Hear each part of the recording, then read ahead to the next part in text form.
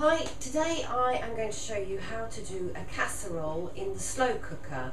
The beauty of having a slow cooker is you can prepare it, and the time now is 11:30, and you can leave it on all day and it's ready in the evening.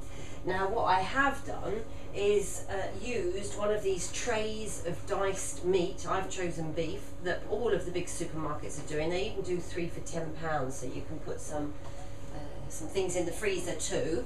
And what I have done with the beef at the moment is I'm going to cover it with some flour, and in the flour I've added salt and pepper, a little bit of paprika that I had in the cupboard, a little bit of Coleman's mustard powder, and you can put anything in. You can put some herbs in it if you want, dried herbs, whatever you fancy. Now the reason you put it in the flour is because when you add your stock and maybe a glass of wine later, that flour will thicken up and make a lovely delicious sauce for you. So I'm now going to set to and fry this meat off. Okay, so add the meat, shaking off the excess flour. You don't want too much. I've also turned on my slow cooker to the high setting.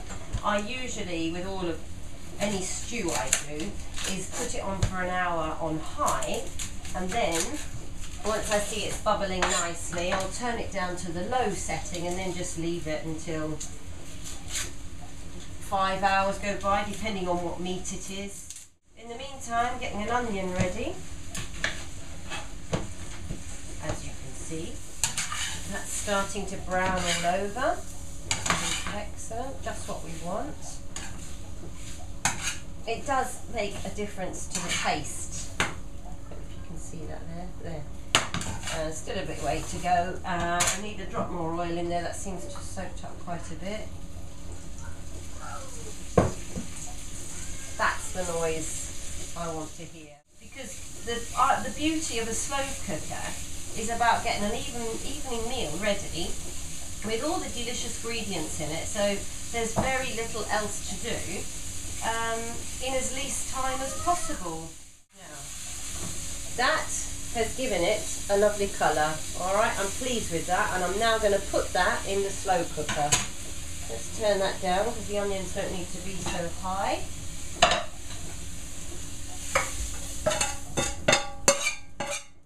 More olive oil. Heat that up, and then it's on with the onions, and I use that because it helps them sweat. Get these carrots just chopped roughly going.